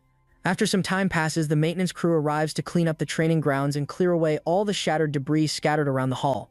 The workers stare at the destruction in disbelief and quietly wonder what kind of monstrous training the young master just survived. One of them even asks whether the young master is actually going to be alright after all this. Meanwhile, our boy sits there having a Joe Yabuki moment while questioning how he somehow managed to survive such a brutal training session in one piece. He finds it bizarre that such an absurdly harsh method is apparently necessary just to beat all the bad habits from his previous life as a mercenary out of him. He then glances toward his cracked wooden sword and figures that maybe this approach works for the best, after all, since it helped him grasp the concept much faster than expected. The more time he spends around the Sword Saint, the more impressed he becomes because the man constantly creates threats perfectly suited to the student's current level, before giving exactly the right guidance needed to produce results. Our hero realizes that something like this should be incredibly difficult unless the master can fully read the exact condition of a person's body and movements with scary precision. Because of that, he completely entrusts himself to the Sword Saint's teachings, since he can genuinely feel his own progress little by little. Up until now, our hero always believed that mastering the sword simply meant reaching some higher state of existence, but never once did he truly understand concepts like balance, reserve power, and flow the way he does now.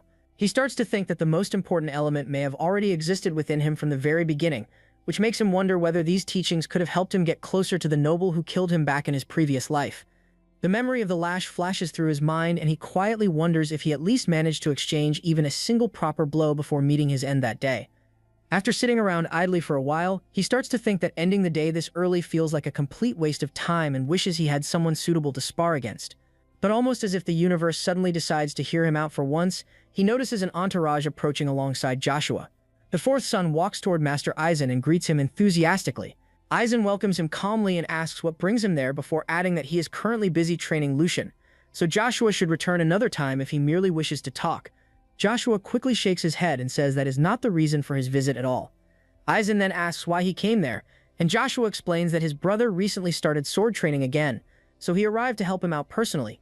He then turns toward Lucian and asks whether he agrees to it, but our boy already looks like a wolf that just watched its prey walk directly into the trap by itself.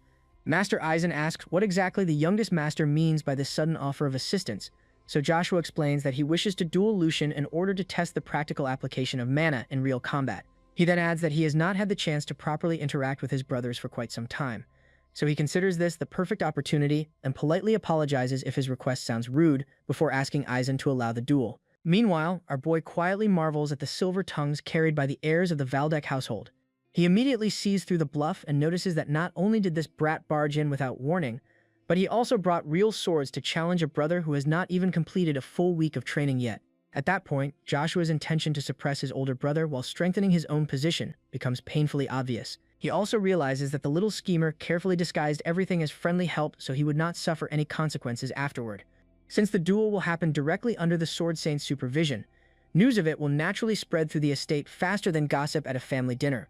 Because of this, our boy feels genuinely annoyed that even this peach-fuzzed fetus is already trying so hard to keep him beneath everyone else. He recalls that Sir Aizen once advised him to step away from the line of succession, and because of that, he now believes he must answer this duel in order to preserve his master's honor as well. So he calmly steps forward and asks his master to accept the proposal, which visibly catches Aizen by surprise. Lucian sarcastically praises his little brother's enthusiasm before calmly pointing out both his poor manners and his crooked mindset. He then offers to properly educate his childish younger brother, which instantly causes Joshua to start tweaking from pure irritation after hearing that. Lucian continues by saying that he refuses to tolerate the spoiled behavior Joshua displayed today, and warns him not to place their master in such an awkward position ever again. Master Aizen quickly realizes that Lucian fully understands Joshua's true intentions and still wants to face him head-on regardless. He lets out a tired sigh after concluding that this troublesome bloodline simply cannot be fixed, and eventually allows the duel to proceed under one condition: that this kind of match must never happen again afterward. He explains that he will personally intervene if things become dangerous, and both brothers immediately agree to the condition. Lucian casually throws shade at his younger brother, while the little twerp nearly combusts from anger after getting called little once again. The duel finally prepares to begin, and Aizen carefully explains the rules beforehand. Neither of them may seriously harm the other, and the purpose of the match is only to display what they have learned so far. He further states that Lucian should approach the duel with the mindset of learning, since this is his very first one, while Joshua must remember the responsibilities expected from a senior. He says that he hopes neither of them brings shame upon the Valdek name. And with that, the duel officially begins.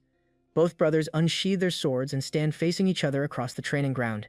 Meanwhile, Joshua quietly wonders when exactly his older brother started acting so full of himself and grows increasingly irritated every single time Lucian calls him little. In his mind, the fact that Lucian was born only a few minutes earlier somehow makes the whole attitude even more annoying. He promises that he will make Lucian shut his mouth and prove who truly stands on top because something as trivial as birth order means absolutely nothing to him.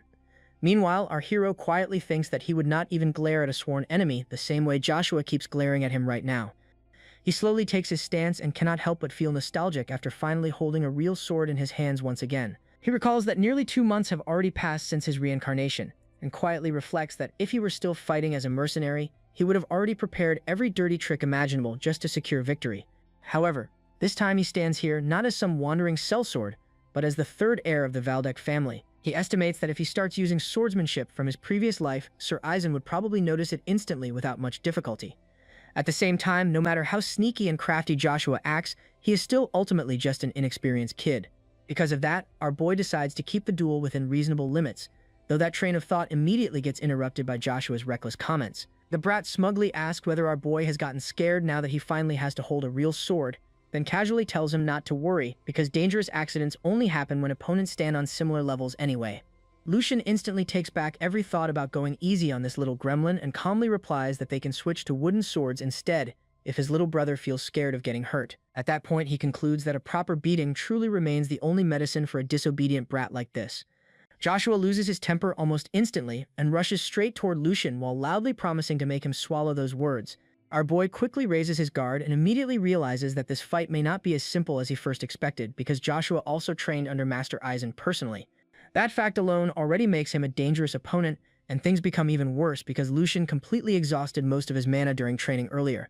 Even so, our hero decides to trust in his opponent's lack of real combat experience and quietly gathers his mana while preparing himself for the incoming attack. But then, instead of waiting, Lucian suddenly makes the first move himself and takes advantage of the brief opening Joshua leaves behind. The unexpected action catches everyone off guard, and our boy casually tells the brat to grit his teeth while blocking the strike unless he wants to bite his own tongue off. Their swords collide head-on, and in the very next moment, a blinding flash of light erupts across the entire training hall. As the smoke clears, the younger brother is on his knees, barely managing to hold his own. Lucian taunts him that a real man definitely does not kneel so easily. That ticks him off, who then parries the blade away and tells Lucian to shut the hell up. Joshua calls it beginner luck and tells him not to get full of himself. He then states that there will not be a next time and rushes ahead at full speed. The younger brother swings in a wide arc, forcing our hero to take a step back. He then rushes in with a downward strike but gets blocked. The roles get reversed as Joshua is on top and he smiles like a madman. The two continue to exchange blow after blow, forcing each other to give it their all. Meanwhile, the Sword Saint and the butler watch the entire scene from the sidelines. The fat man tries to reason with Eisen that perhaps the fight is getting a bit too rough. He explains that Joshua has always been wary of his brother, especially considering they are close in age. Because of the constant comparison, the younger brother developed feelings of resentment. That is why whenever the name Lucian is mentioned, he loses all reason and goes haywire. The butler is afraid that this could lead to a fatal accident. However, the Sword Saint tells him that his concerns are unnecessary. Even though Joshua is impulsive like a barbarian, he is still aware of his position in the family. The old man then reveals that the butler's concern should be the exact opposite, which catches him by surprise. Eisen goes silent and thinks that such a thought should not be entertained, given that Joshua is more skilled. Lucian's body has untapped potential, but he still lacks experience, while Joshua has average talent but has honed it through endless training. To put it simply, even if you take out swords from the duel, the difference in their skill is not something that can be overcome with luck. Even so, Joshua still lost control of his emotions and is now throwing his advantage out the window. On the other side, Lucian is quietly waiting for that opening to appear. That gets the old man thinking that to remain calm in such a situation requires someone who has overcome fear itself. This means that either Lucian cannot sense fear through sheer idiocy, or that he has experienced the jaws of death while holding on to dear life. Crossing his arms, Eisen feels like the situation leans more towards the second option. Coming back to the fight, the two are still hacking at each other at full strength. Joshua taunts him, asking where all that bravado went and why he did not listen when he was being considerate. He tells Lucian to forfeit while he still has the chance. Our hero gets annoyed by how arrogant his younger brother is acting. However, he figures that it must be thrilling for Joshua to finally defeat his elder brother. His entire body is vibrating from the power of the blows he is blocking. Originally, Lucian wanted to end this fight in a single attack since it is extremely easy to take down someone who lets their emotions run wild. The only thing he did not account for was how skilled Joshua really is, and that he was depleted of mana before the fight. He does not even have enough to properly support his body, which is why he decides to pour everything into one final move. Our hero finally stops holding back and parries the next attack. That catches Joshua by surprise, who starts wondering why his brother's blade suddenly got heavier. Looking at his condition, the younger brother thinks there is no way Lucian has enough strength left. Joshua guesses that this must be his final push, and announces that he will end things right now. He brings his sword crashing down, but then our hero locks in, stating that he was hoping for this. Joshua smashes his sword into the ground, only to realize that our boy somehow dodged the attack. Moreover, he wonders if his eyes were playing tricks on him, since he could have sworn that he saw Lucian's smile just before. Before he can fully process what happened, our boy calls his full name and taunts him by saying that he did not plan for anything after that strike. Our hero continues that Joshua did not even realize the exhausted appearance was a trap.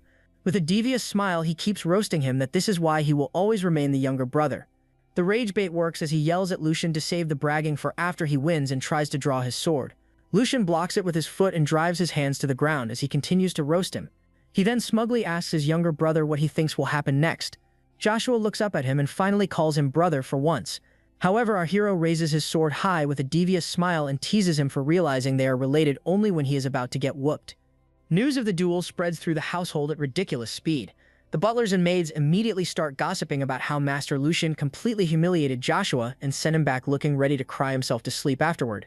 The main reason these rumors spread so quickly and somehow become more exaggerated every single hour is none other than Hugo and Hans themselves. Whenever people ask them for details, the two happily retell the story in the most entertaining way possible, while adding just enough spice to keep everyone hooked. What nobody realizes, however, is that the entire thing has already become part of a carefully planned scheme. Meanwhile, Joshua's broken sword now hangs proudly on Lucian's wall like some legendary hunting trophy, while our boy quietly hums to himself and watches the perfect environment for rumors spread naturally through the estate. Deep down, he even thinks his little brother got off surprisingly easy this time.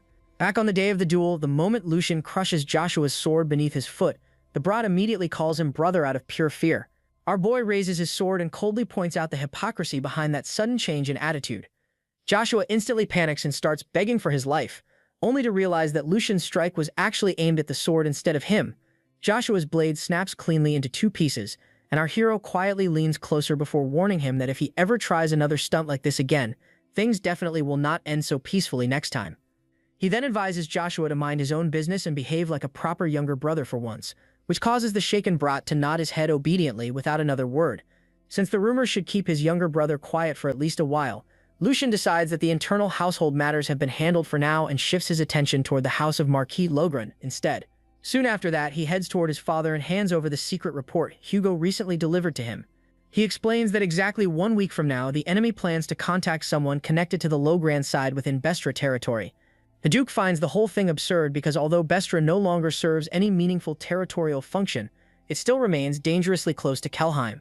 Lucian agrees and explains that the enemy probably chose that location precisely because nobody would suspect activity happening there in the first place. The Duke acknowledges the blind spot before questioning why his son decided to bring the matter directly to him instead of resolving it personally. Lucian calmly replies that he currently lacks the necessary power because trapping a beast does not automatically mean one possesses the tools required to hunt it properly. The Duke immediately realizes that his son has approached him to obtain those tools, though he also questions whether Lucian truly deserves merit for such an operation. He explains that from the public's perspective, it would simply look like the Duke himself handled everything, and asks whether the young master genuinely believes he would gain any proper recognition from this achievement. According to him, a hunter only earns a real reputation after bringing down prey with his own strength. Otherwise, the result feels half-hearted and incomplete. The Duke then reminds Lucian that he already received both authority and opportunity to handle the matter personally, yet he still chose to seek a safer option through his father instead. He questions whether this truly represents the best his son can do, and our hero calmly replies that if he genuinely possessed the ability to complete the hunt alone, he would have gladly chosen that path from the very beginning. He adds that the path of the Royal Road can only truly be walked by people who already possess enough power to support it. Lucian calmly explains that simply stabbing a trapped beast with a spear while everyone already fears it should never count as bravery in the first place. Instead, he calls it a reckless act regardless of the final outcome because people would eventually lose trust in someone who acts that carelessly. Our hero then says that the true essence of a hunt does not lie in capturing the prey itself, but in protecting whatever stands behind the hunter. If the danger disappears successfully in the end, then it should not matter whether his methods get labeled half-hearted afterward. He quickly clarifies that this does not mean he plans to smile politely and wave at everyone like some wandering saint either. He then points toward the family hierarchy and explains that if the person originally assigned to fulfill a duty can no longer handle it properly, then naturally the next person expected to shoulder that burden has already been decided from the start. The Duke falls silent for a moment before finally admitting that the answer is sufficient. He quietly wonders how long it has been since someone managed to give him a rebuttal worth hearing. And on top of that, the response came from his own third son. He praises Lucian's answer by saying that a man must hold conviction in the path he chooses because anyone who gets shaken by a single comment will ultimately accomplish nothing in life. Lucian then asks whether this entire conversation was actually some kind of test, and his father openly confirms that it was indeed exactly that. The Duke explains that he wanted to see whether his son would simply bend beneath authority without resistance. He further adds that things would be different if Lucian himself lacked direction, but a person who cannot defend his own beliefs will never inspire others to follow him willingly. According to the Duke, someone like that would be unfit to lead the family and would struggle to even deserve the title of a proper man. Lucian quietly reflects that his father's unusually firm attitude did feel strange earlier, especially because the Duke already knew this entire matter stood far beyond his current abilities from the beginning. He finally lets out a small sigh of relief after realizing that the discussion turned out well enough, and then proceeds to ask his father for the support he requires. His father agrees to provide the necessary tools, but also warns that if they mobilize a large infantry force, the enemy will immediately notice their movements. Because of that, the Duke decides they will instead travel with a small elite group in order to avoid unnecessary attention.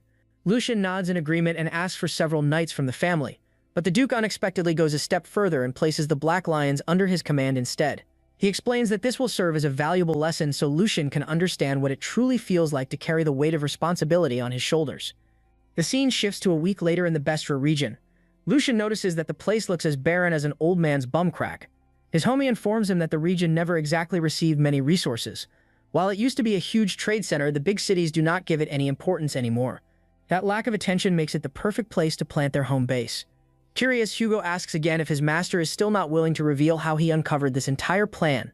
Our young master silently grins, since it is a secret he did not even tell Hans about. Anyways, he promises to tell Hugo when the time is right, but for now their goal is dealing with the enemy standing in their sights. Assuring him that everything is set, he checks with Hugo to see if their trap is ready, to which the man replies that his insiders will pass along the same fake information he ordered them to spread.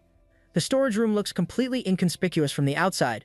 Then Hugo also tells his lord that the requested item is ready, but they still need the men he recruited earlier. Our protagonist suddenly throws out a strange question, asking if Hugo is judging him for using his father the Duke's men. As a former leader, Hugo understands that sometimes going overkill and playing it safe is better than risking failure. That said, he does admit that being useless in this situation stings badly. He wishes he were stronger and could make his lord proud. Patting the big guy on the back, our young master comforts him, saying this is only the beginning of their climb to the top. Biding their time patiently does not mean they have slowed down on the path toward his ultimate goal. Brogji then tells him he is old enough for Unschlo status, but he still has a long life ahead of him. Hearing that, Hugo reminds him that their age gap is not even that wide, giving Lucian a painful reality check. He finally realizes that in this life, Hugo is only in his early 20s like him. Anyways, the two patiently wait because their target has not arrived yet.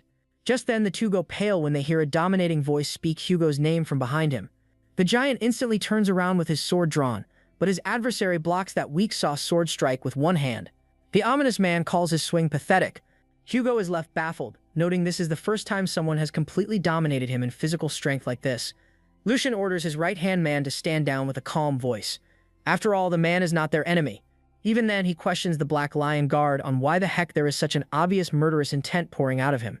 After retreating from the pressure, Hugo asks in disbelief if the men he recruited really are the Duke's Black Lions.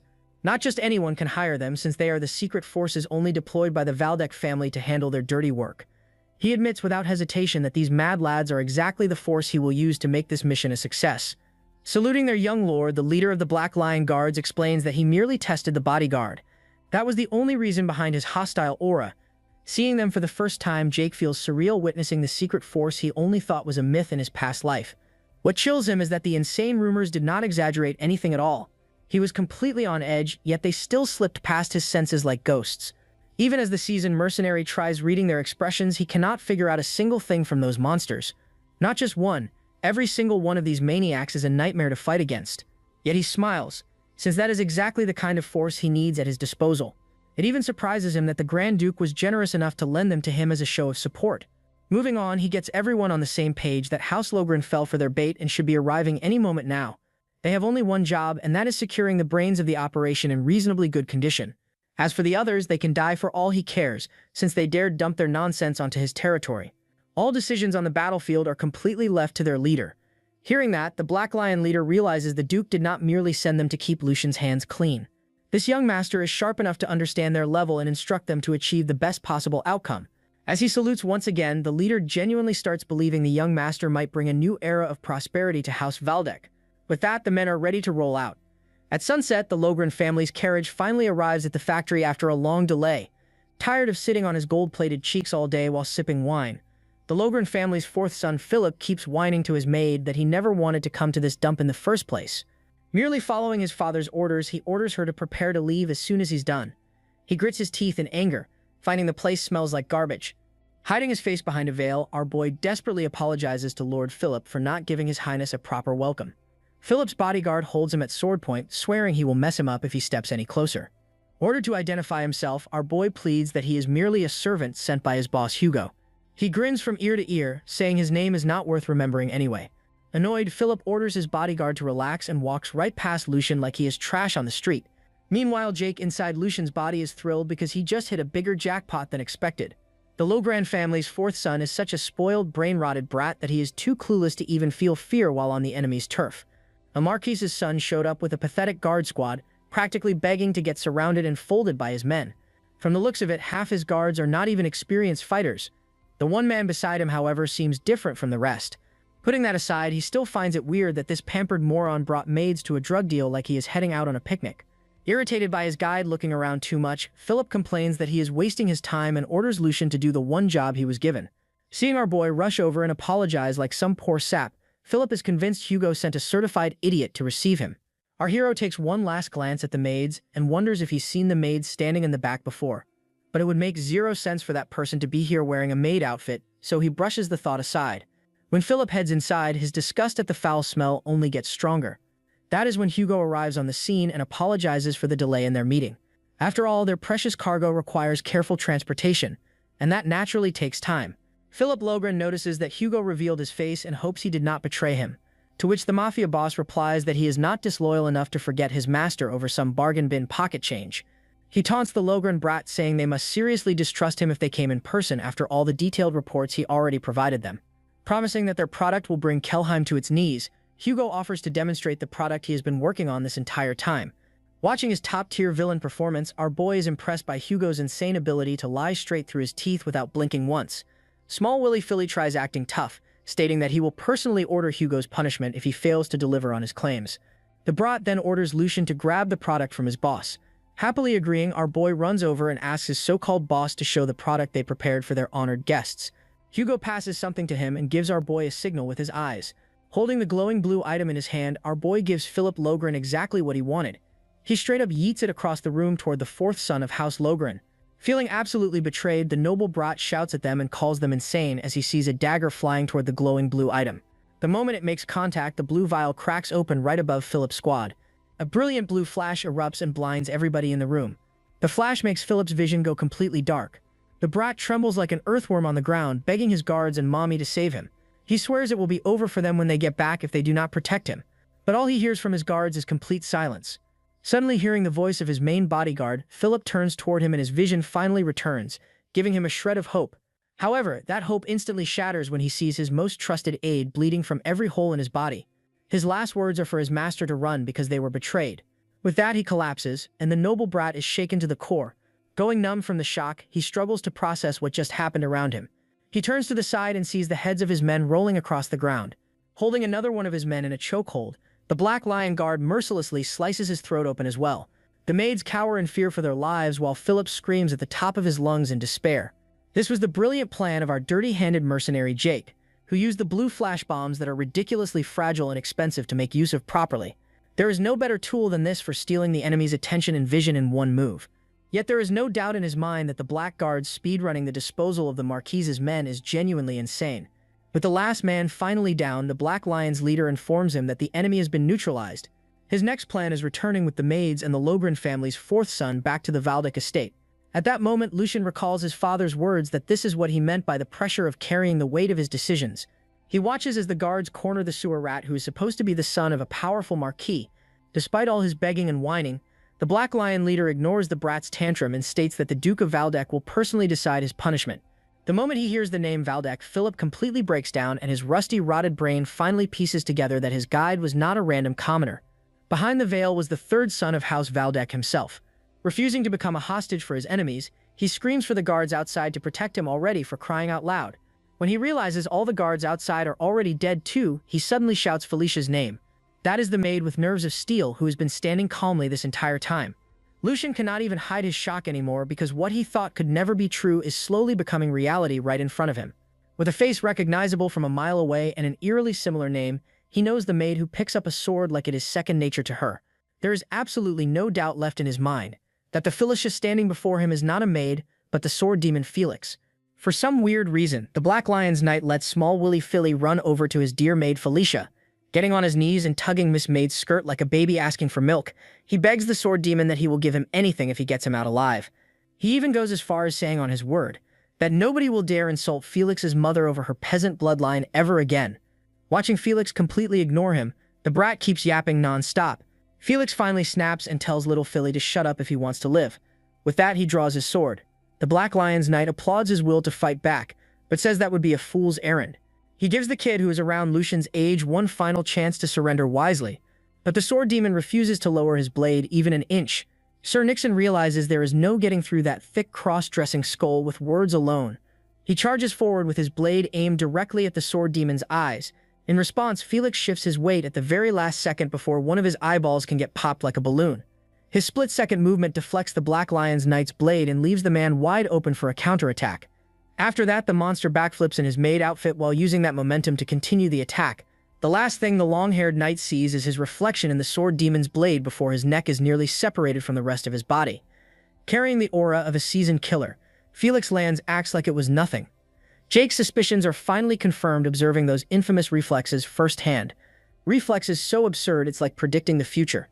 He flashes back to his life as a mercenary when he first saw the elegant swordsman who looked completely out of place among filthy roughnecks like them. His pretty boy face and slim physique did not exactly blend in with that crowd. Now he understands that the Logren family's illegitimate child Felicia lived her life as Felix in order to hide her true identity. The Black Lion's knight is stunned that he would not even be standing there if he had dodged an eye blink later. Humbled by this experience, the seasoned warrior realizes he still has much to learn. Refusing to shame her family's honor by surrendering, sword demon Felicia prepares herself to at least secure one kill before dying. The sword demon senses a terrifying murderous intent radiating from Sir Nixon, someone she obviously cannot beat in a fair fight. After that, the two men observing from above are in a completely different league. It quickly becomes clear to her that death is creeping closer and closer with every second. So if this is going to be her final showdown, she will go all out without leaving behind any regrets. Watching from above, the Black Knight's leader is impressed by Felicia's nerves of steel in such a hopeless battle. In the time it takes a single drop of blood to hit the floor, the two sword masters clash against each other at lightning-fast speeds. Their blades smash together tip to tip. Before the victor can be decided, however, a dominating shout ordering them to stop this fight to the death instantly causes both of them to freeze. The two quickly back away from each other. They see Lucian glare at them dead serious as he states he will not stand there and watch more blood get spilled pointlessly. Sir Nixon reminds him that he gave them full authority to make decisions on this mission. He argues that the sword maid will eventually grow into a dangerous enemy for House Valdek in the future, reminding the little black lion whose leash he is really on. One stare from our young master makes it clear that he is not asking for opinions. Still, he presents the logic that it is guaranteed one of them will die like a dog in this fight. As the level-headed noble, he uses his authority as the third son to settle this with a duel against Felicia instead. If she wins, she is free to leave without harm. If she loses, however, she will surrender to him unconditionally.